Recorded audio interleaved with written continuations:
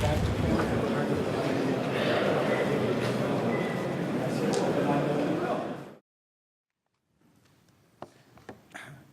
the name of Allah, most gracious, ever merciful, Assalamu alaikum wa rahmatullah, peace and blessings be upon you.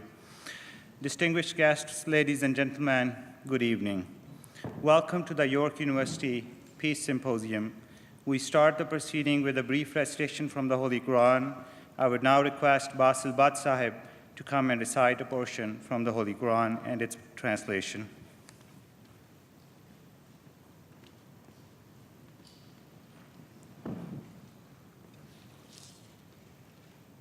Assalamu alaikum wa rahmatullahi wa barakatuh. May the peace, mercy, and blessings of Allah be upon you all.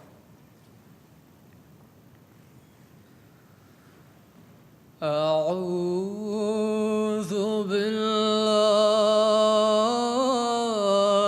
من الشيطان الرجيم.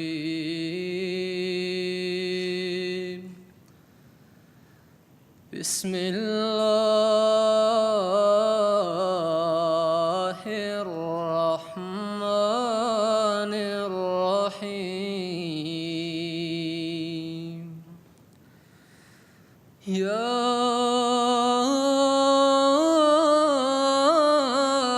أيها الذين آمنوا كونوا قوامين لله شهداء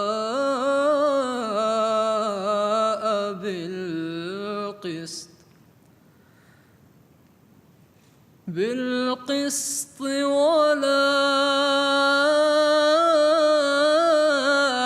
يجرمنكم شنآن قوم على ألا تعدلوا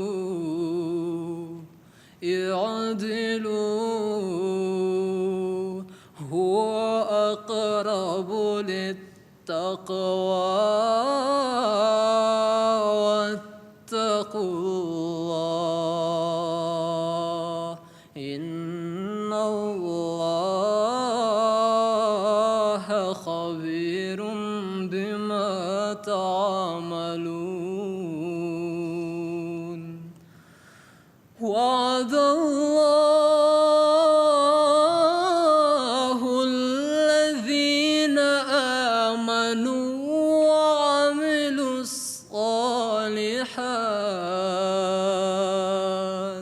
وعملوا الصالحات لهم مغفرة وأجر عظيم. والذين كفروا وكذبوا بآياتنا أولئك أصحاب الجحيم. Following is the English rendering of the verses just presented in front of you, as done by Hazrat Maulvi Sher Ali Sahib. May Allah be pleased with him. Selected from chapter 5, verses 9 to 11. I seek refuge in Allah from Satan the accursed. In the name of Allah, the gracious, the merciful. O ye who believe, be steadfast in the cause of Allah, bearing witness in equity. And let not a people's enmity incite you to act otherwise than with justice. Be always just. That is nearer to righteousness. And fear Allah. Surely Allah is aware of what you do. Allah has promised to those among you who believe and do good deeds that they shall have forgiveness and a great reward. And as for those who disbelieve and reject our signs, they are the people of hell. Jazakumullah. Thank you very much.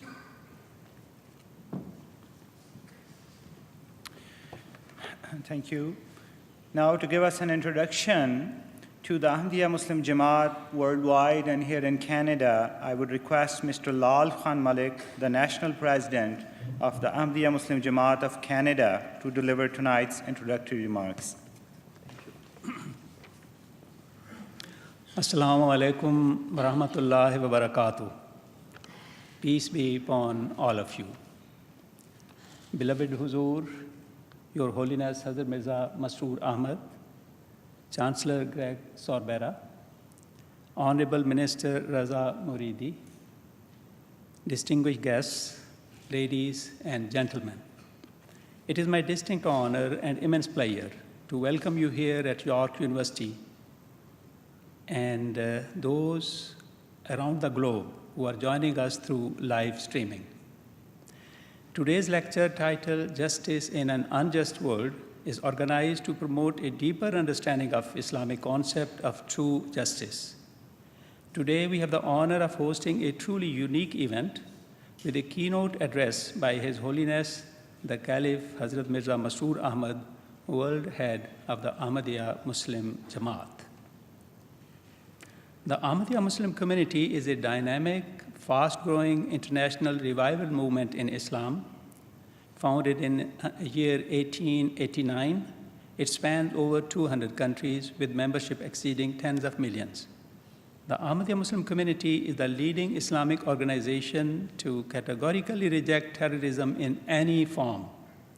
Today, it continues to be an advocate for universal human rights and protection of all minorities, and champions the empowerment and education of women. The Ahmadiyya Muslim community is the foremost Islamic organization with a central spiritual leader known as the Khalifa or Caliph. The community believes that only spiritual successorship in the form of Khilafat can uphold the true values of Islam and unite humanity. The community was founded by Hazrat Mirza Ghulam Ahmad, peace be upon him, who claimed to be the promised Messiah and Mahdi, who had been foretold by the Holy Prophet of Islam, Muhammad, peace and blessings of God be upon him, and by other prophets to appear in the latter days. 5 spiritual leaders have succeeded the founder, Hazrat Mirza Ghulam Ahmad, peace be upon him, since his demise in 1908. His Holiness, Hazrat Mirza Masroor Ahmad, is the 5th Caliph and current world head of the Ahmadiyya Muslim community. Tonight's event presents a unique opportunity for thought leaders, academics, and influential members of the society to gather together for this message of peace by His Holiness. Thank you.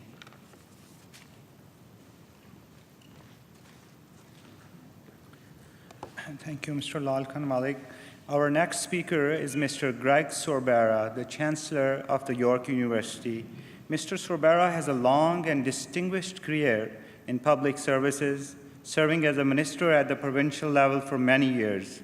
He is widely respected for his dedication and commitment to serving his fellow Canadians. In June of 2014, Mr. Sorbera became Chancellor of the York University. I request Mr. Greg Sorbera to come to the podium.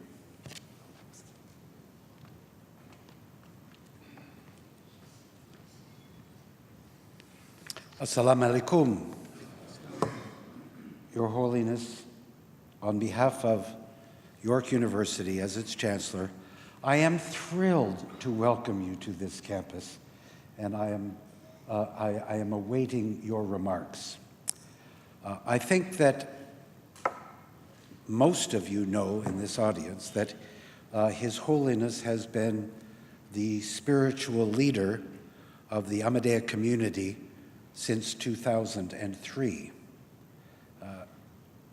In that capacity, he has the burden of seeing to the spiritual well-being of millions and millions of Ahmadiyya Muslims around the world. He has prepared himself well for this undertaking because as a young man he studied agriculture, nourishing the soil, and Some of you may not know that in his early years he created a virtual agricultural miracle in Ghana, growing wheat in that country for the first time. Your Holiness, this 50th anniversary of the community in Canada is a fantastic milestone. And I know that the members of the community right across Canada are simply thrilled that you have, given all of your responsibilities, taken so much time to be with the community over the course of the past several weeks.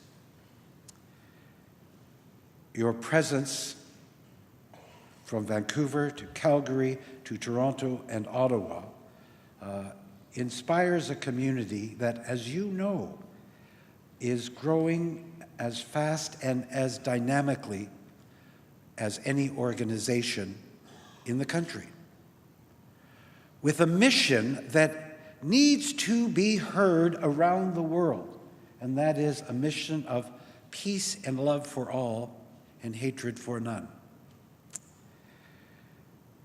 Well, as you know as well, I go back a long way with this community, at least in this small area of North York and Vaughan. I remember the early days of the diligent work of my friend Nassim Mahdi, preparing and then building a beautiful and inspiring mosque in the heart of Vaughan, and then watching as literally thousands of members of the community began to settle around that area. And more importantly, the impact, the positive and powerful impact that the community has had on the life, the social life, the community life, the spiritual life of the area, not just in Vaughan or in York region, but right across the province. We all look forward to hearing your remarks this evening. I think for me, as the Chancellor of this university, I am thrilled that you are here to speak in this hall on this campus. And I pray that your words inspire the mission of love for all and hatred for none. And thank you for allowing me to share this podium with you this evening. Merci beaucoup.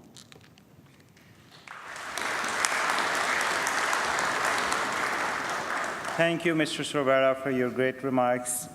Our next speaker is the Honorable Raza Moridi, Ontario's Minister of Research, Innovation, and Science. Mr. Moridi is an accomplished scientist and engineer with many decades of academic and industry experience. Since June of 2013, he has served as Minister of Research, Innovation, and Science. I now request Mr. Moridi to come to the podium.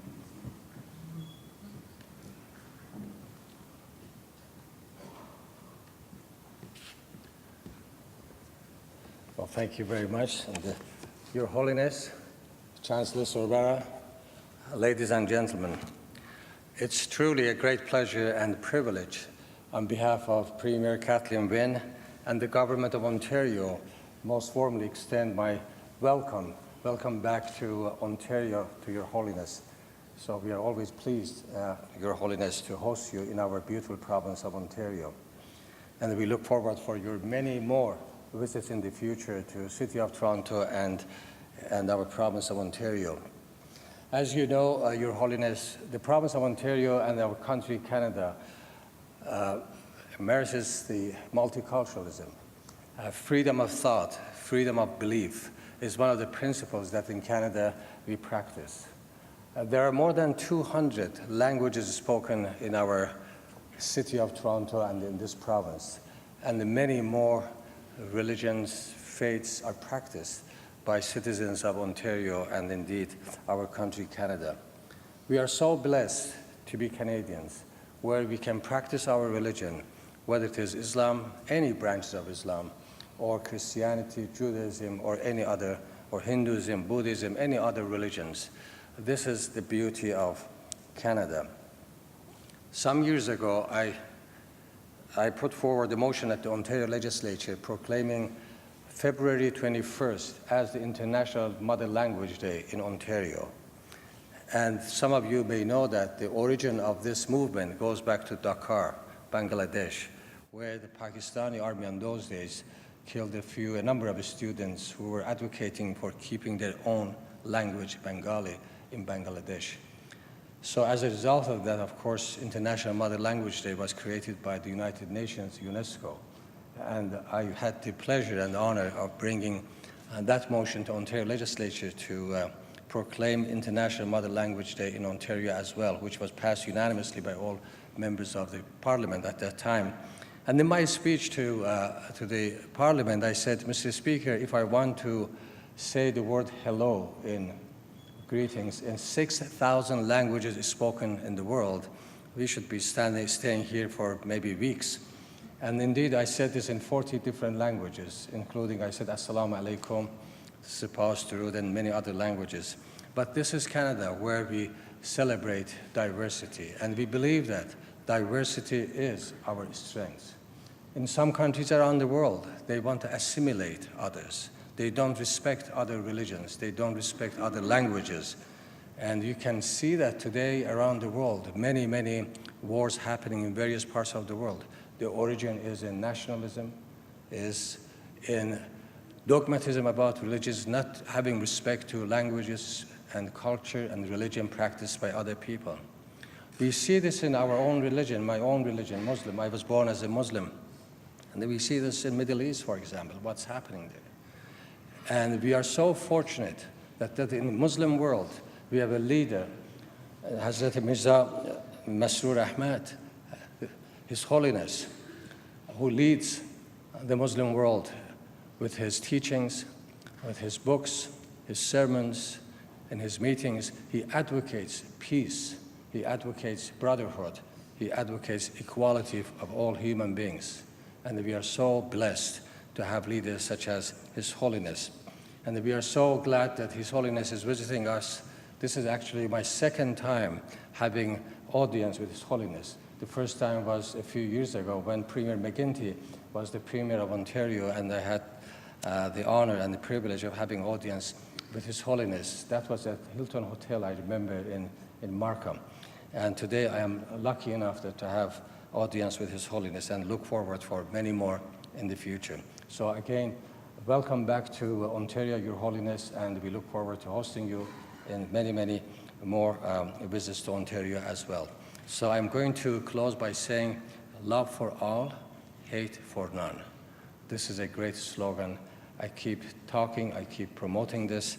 And before I leave the podium, I must also mention about one great man from the Ahmadi community. Of course, there are so many great men and women came after Ahmadi community, but one of the greatest one is the late Professor Abdus Salam.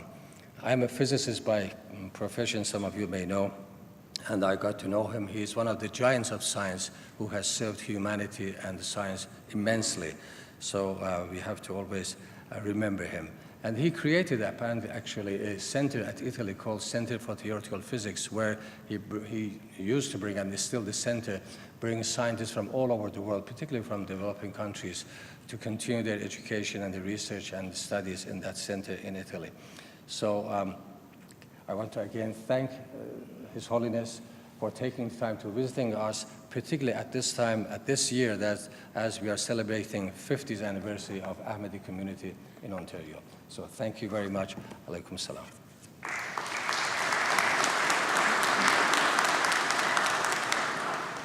Thank you, Minister Muridi, for your beautiful remarks. Ladies and gentlemen, in many ways, tonight's event is historic in nature.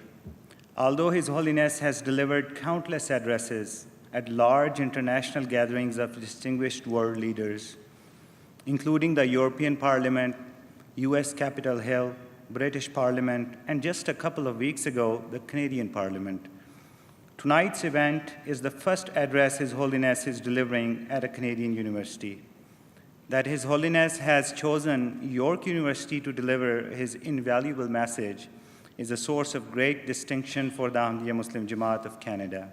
One of the most important undertakings His Holiness is carrying out is his persistent and tireless effort to bring the attention of humanity towards the utmost importance of establishing world peace.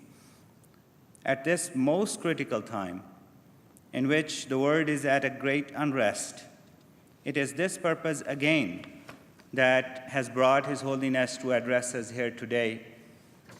So, without further ado, we now arrive at the keynote address by His Holiness titled Justice in an Unjust World. I respect beloved Hazur to please address us.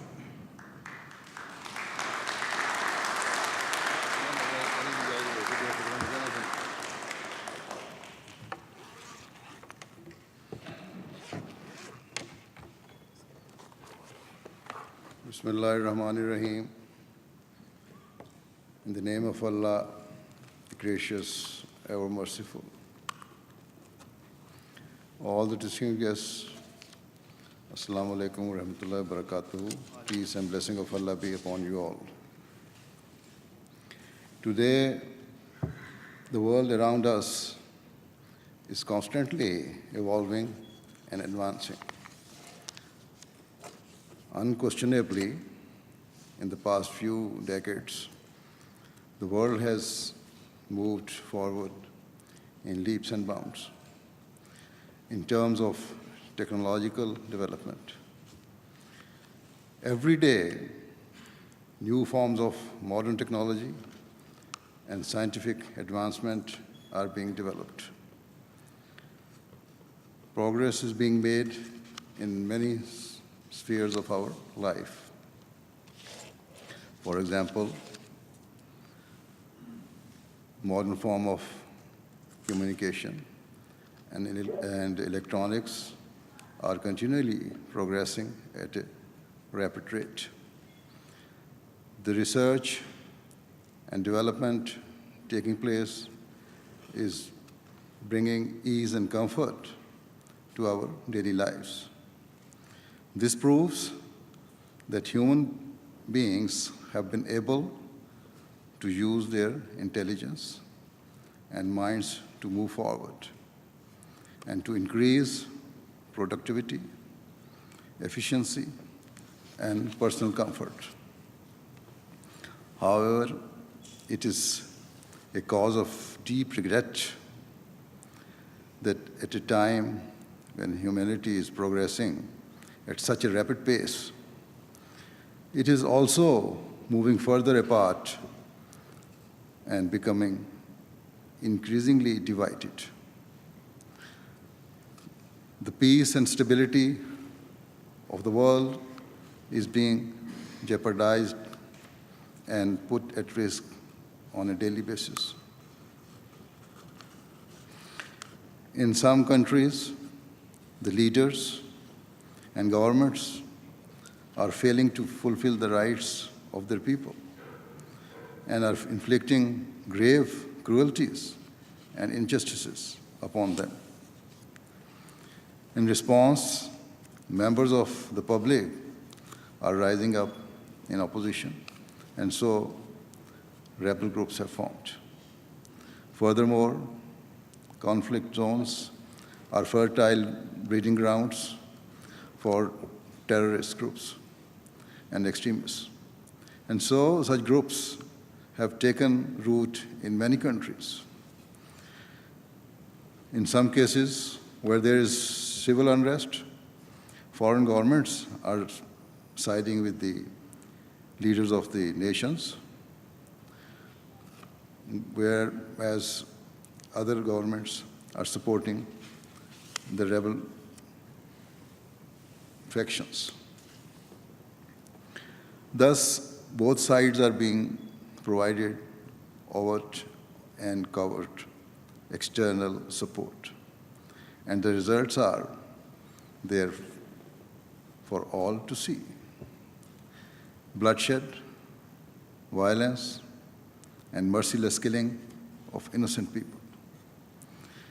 Where modern technology has been a force for good, it has also been used as a force for evil and destruction.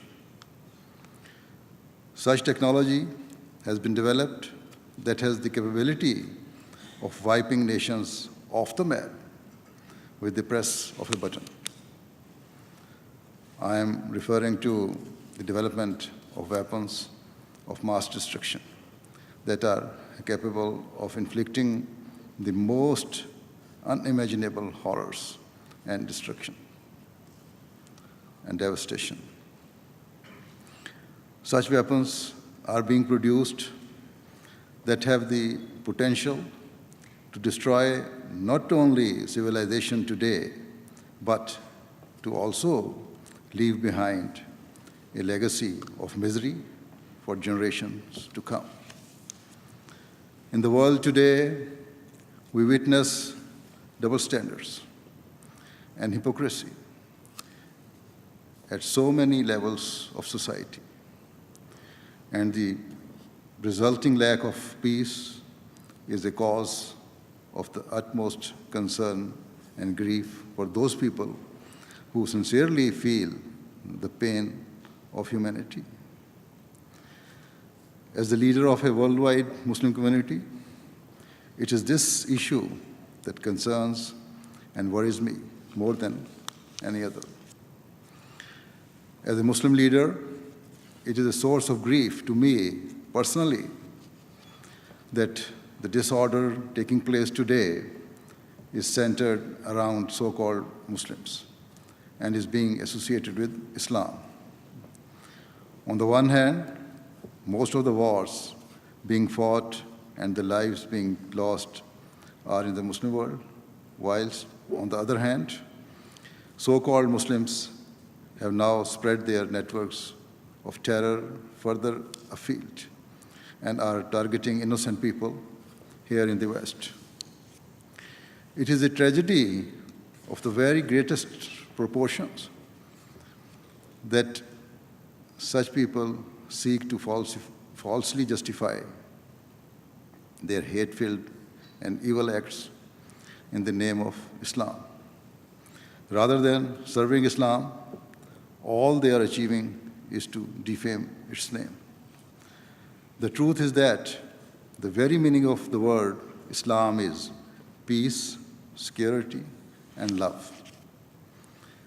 Given this, we have to accept that either the deplorable acts of terrorists and extremists are entirely against the teachings of Islam, or alternatively,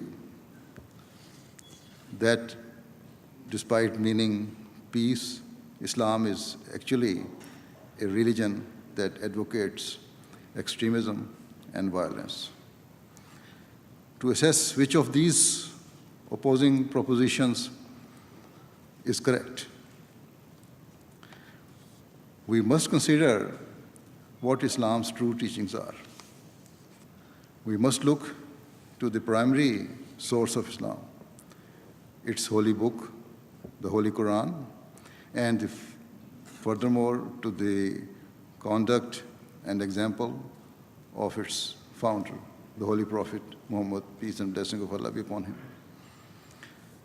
Therefore, in the time available, I will now present Islam's true teachings to you, and thereafter, hopefully, you will be in a position to understand whether the division and conflict witnessed in the world today is a result of Islam's teachings or a consequence of moving away from them.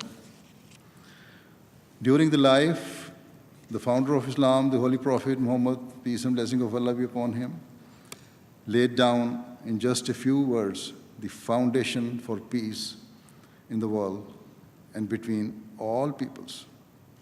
The Prophet of Islam, peace and blessing of Allah be upon him, said that a person should desire for others whatever he desires for himself. I believe that this timeless principle is as true today as it ever was in the past. Certainly, every person desires peace for themselves and to be saved from all anxieties and worries. Every person hopes that he or she has the means to live comfortably and without hardship. Every person seeks good health so that they can enjoy their lives free from pain or difficulty. Every person craves good standing in their community and respect of others. In a similar vein, every government and every nation also seeks such prosperity.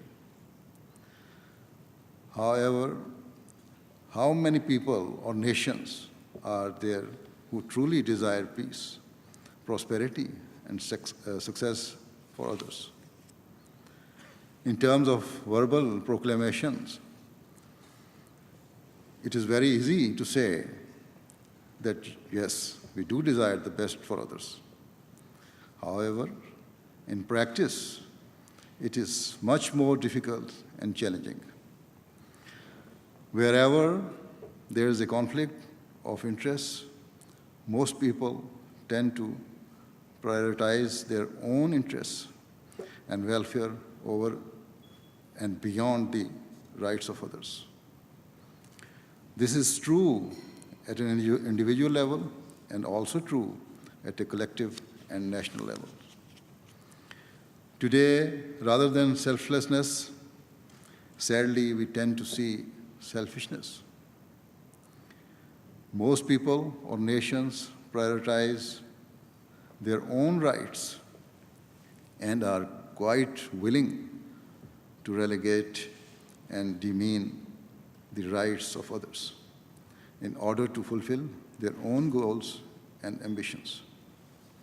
In terms of the Muslim world, it is because the leaders and people have discarded the true teachings of their religion that they are now driven by their deviance and unrest. Put simply, the leaders have failed in their duties to protect their people and to safeguard their rights. And in turn, rebel elements have also deviated from what is right and just. Instead of traveling upon a path of justice and integrity, we have seen time and time again the world's major powers being concerned only with fulfilling their own interests. Whether they decide to side with the Muslim governments or the opposition groups is not dictated by what is fair and what is right, rather only by which party better serves their own interests. Yet, according to Islam, our desire and motivation to fulfill our own interests should always be matched by our desire and motivation to fulfill the rights and interests of others. If acted upon, this is the golden principle that will unlock the door to true peace and security. In order to establish peace, Islam also places great emphasis on the fulfillment of one's trusts. Thus, chapter 4, verse 59 of the Holy Quran states, "Verily, Allah commands you to make over the trusts to those entitled to them, and that when you judge between men, you judge with justice. And surely excellent is that with which Allah admonishes you. Allah is all hearing, all seeing." In this verse, Muslims have been clearly instructed to fulfill the trusts that have been placed in them. This includes trusts and oaths that have been undertaken at a personal level and those trusts that are collective. In terms of personal trusts, a person should not seize the property or rights of others or fail to fulfill the responsibilities he owes to other people.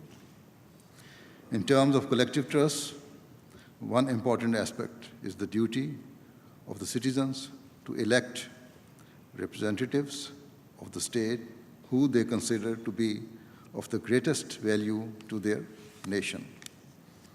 When it comes to election or nominations, a person should not vote automatically for his ally or party member. Rather, they should consider who is the most qualified and suitable for the task at hand. Thereafter, those who are elected and handed the keys to government or power should exercise their duties with honesty, integrity, and justice. This teaching is the model of democracy that Islam champions. In every society, there are mutual trusts and obligations placed upon all people and for the society to function successfully. It is necessary for normal citizens and the leaders to fulfill their responsibilities towards each other with true justice. If these principles had been adhered to in the Muslim world, then we would never have seen the conflicts and division that are prevalent in many countries. I personally believe this Quranic principle to have universal value and to be of benefit across the world and not just in Muslim countries.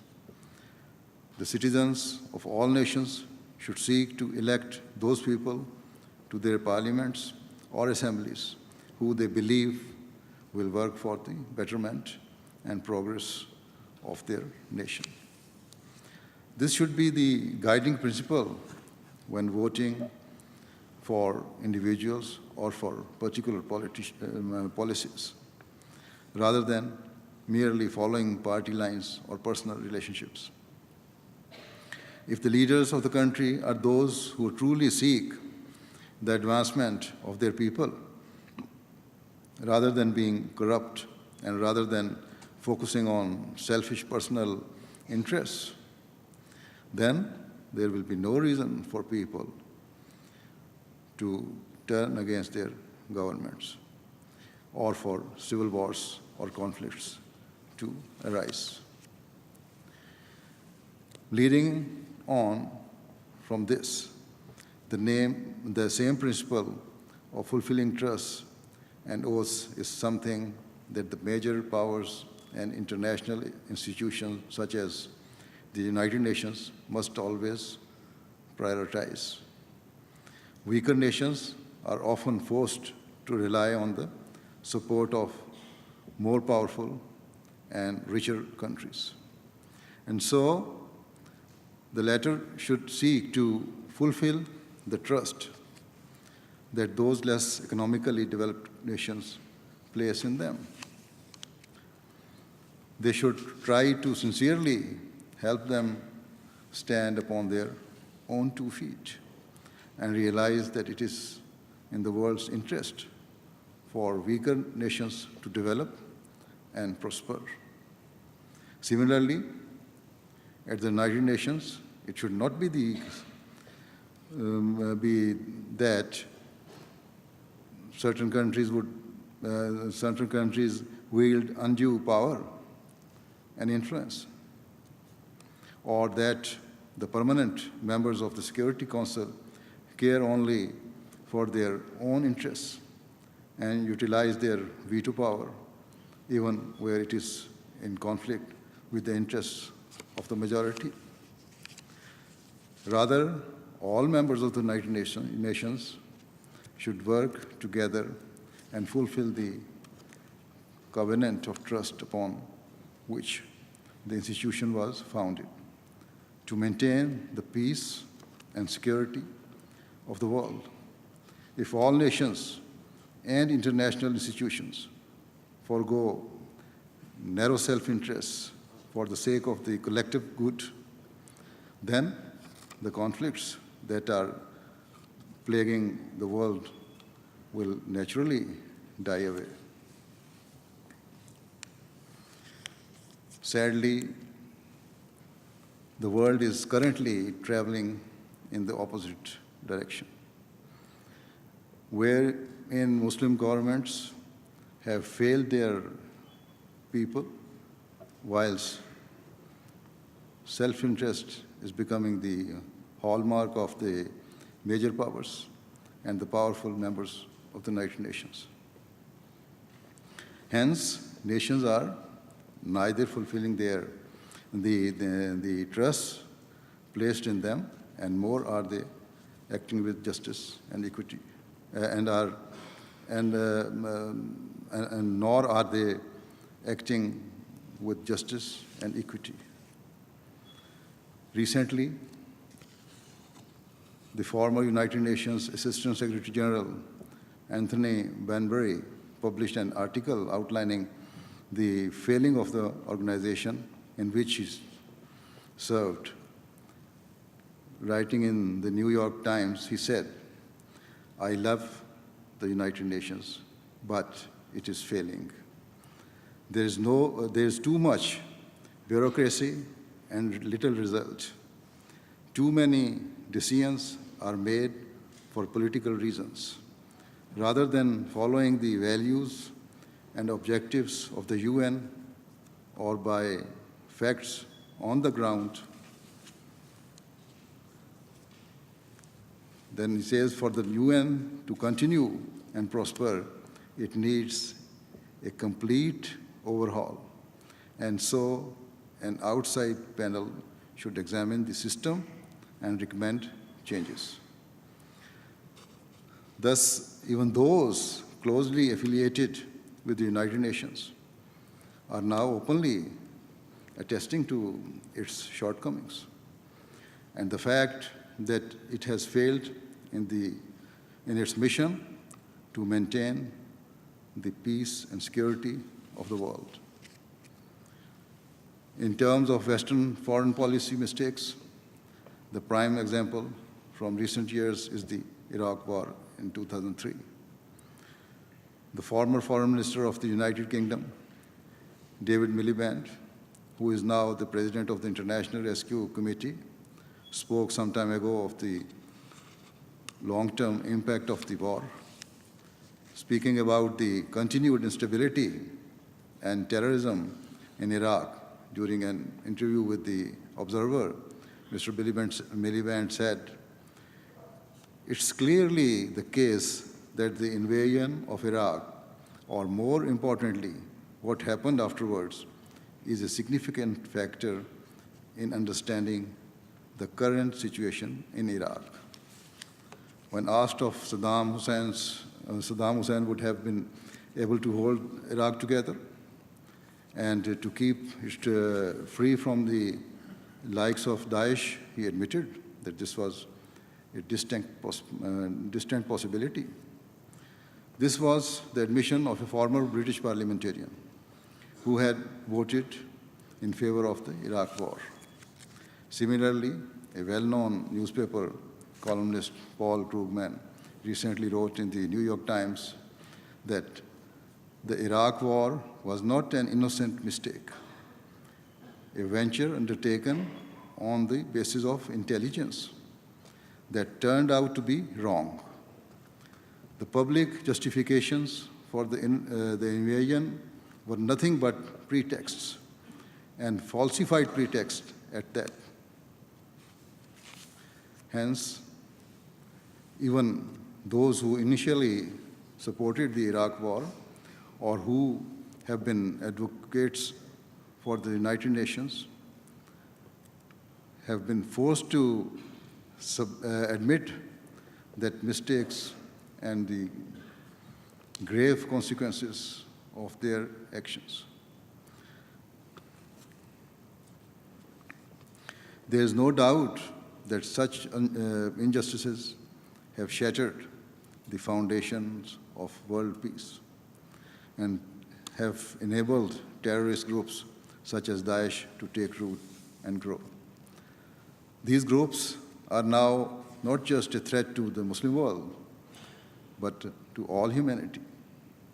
However, still, it does not seem that the world is learning from the lesson of the past.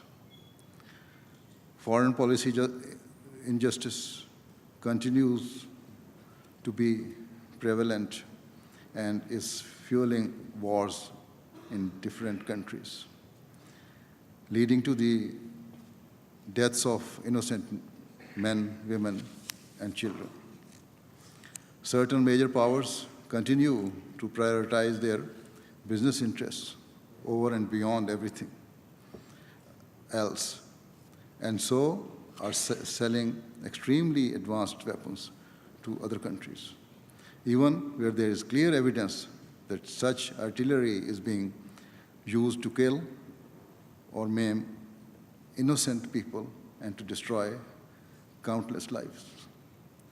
What I am saying is nothing new or a secret, but has long been in the public domain. For example, a number of Western countries are continuing to sell weapons to Saudi Arabia that are being used to target the people of Yemen. No Muslim country has large-scale weapons factories that can produce such huge quantities of deadly and sophisticated weapons. And so their only source is the Western world. Some major powers are selling weapons to Muslim governments, whilst other governments are selling weapons to rebel elements in the same country. Thus, both sides are being fueled and armed from the outside. Quite simply, if this trading were stopped, the Muslim countries would have no weapon to fight one another. Even Western writers and commentators have spoken of the hypocrisy and immorality of such international trade. Yet, when questioned about such sales, governments either ignored the question or seek to justify what is patently unjustifiable. All they care about is that their checks clear so that billions are added to their own national budgets. In short, money talks, and morality is left nowhere to be seen. How on earth can peace be achieved in such an environment? Terrorist groups also are able to acquire huge stocks of heavy weaponry and a continuous flow of funds. I often ask how it was possible for the terrorist groups, Daesh, to become so rich. Where does it get its millions from? Why has its funding not been stopped? How does it continue to trade oil and purchase weaponry? Western powers and the United Nations have been able to place extremely restrictive sanctions on powerful countries, yet, for some reason, have not been able to curb the funding of groups such as Daesh. Even now, despite belated efforts to try and restrict the funding of Daesh, it continues to earn millions of dollars. Recently, Canada's Minister for Public Safety announced that the Canadian government would no longer refer to Daesh as Islamic State. He said that Daesh was neither Islamic and nor was it a state. His comments were well made and prove that Western governments are well aware of the fact that such terrorism is not based on Islam. However, at the same time, effective measures have not been made to stop the funding and growth of such groups. I have spoken at length about the lack of justice in the world, and so I shall now explain what Islam's concept of justice is. As time is limited, I shall cite just two verses of the Holy Quran that illustrate Islam's unparalleled teachings of fairness and equity. Chapter 4, verse 136 of the Holy Quran states, O ye who believe, be strict in observing justice and be witness for Allah, even though it be against yourselves or against parents and kindred, whether he be rich or poor. Allah is more regardful of them both than you are. Therefore, follow not low desires, so that you may able to act equitably. And if you conceal the truth or evade, then remember that Allah is well aware of what you do. In this verse, Muslims have been directed to be ready to give testimony against themselves and their family members in order to establish the truth and for justice to be served. A Muslim's loyalty to the truth must take precedence over everything else. Thereafter, in chapter 5, verse 9 of the Holy Quran, Allah the Almighty states, O ye who believe, be steadfast in the cause of Allah, bearing witness in equity, and let not a people's enmity incite you to act otherwise than with justice. Be always just, that is nearer to righteousness, and fear Allah. Surely Allah is aware of what you do. Having instructed Muslims to be willing to testify against themselves, in this verse, the Quran commands them to be fair and just with all parties, including their enemies and opponents. This is the exalted standard of justice advocated by Islam. And so, if today's Muslim governments are not following this teaching, it is their fault. Hence, it would be entirely unjust and wrong to blame Islam for their misdeeds. Furthermore, I say again that the Western world is not blameless, and it is up to them to set aside their own Western interests and to selflessly work towards a better and brighter future for our children and future generations. If every policy made is based upon the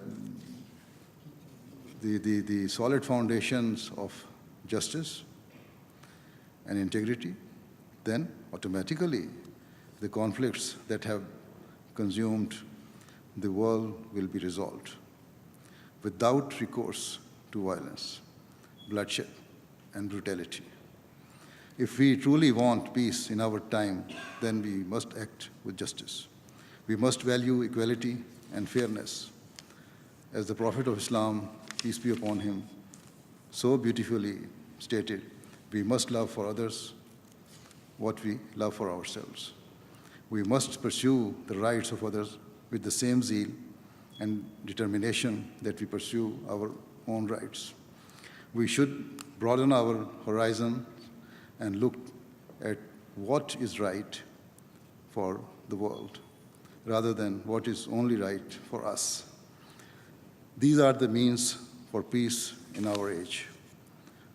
From the depth of my heart, I pray that Allah the Almighty grants wisdom to all parties and all nations, so that it is with this selfless spirit that they all work together for the betterment of mankind.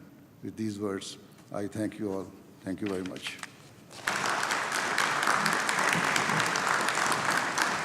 Tonight was a gift. When I hear people speak about world peace, when I hear people bring their faith forward as a foundation for what they do for every person in the world, and that united concept that we are all walking towards the same goal of world peace. I was very impressed by his very comprehensive understanding of the crisis that humanity is going through today, and the presentation of a very peaceful tenet from the scriptures of the Ahmadiyya Islamic community. He wasn't here to impress no one, but he was here to inform of the injustice that is happening. And as he said very beautifully, deeply from his heart, he prays that may mankind come to that realization. I was really touched when he said it's a personal grief on him when he look and read about the news and what's happening in the world. Yeah, that was really resonating in my mind. I mean, you didn't really feel like a room full of people. You felt like you were focused. It was more like a one-on-one conversation. So it felt very personal, very surreal. Seems quite unfortunate that we have all this money in the world and yet we cannot bring about a peace, a brotherhood, which is advocated in the scripture, regardless whether we are Muslim or we are Christian or we are Hindus or we are Buddhists, whatever the case may be, because we all know that there's only one supreme creator, and as in the culture, it is quite obvious that if we love the creator, then why should we not love his creation?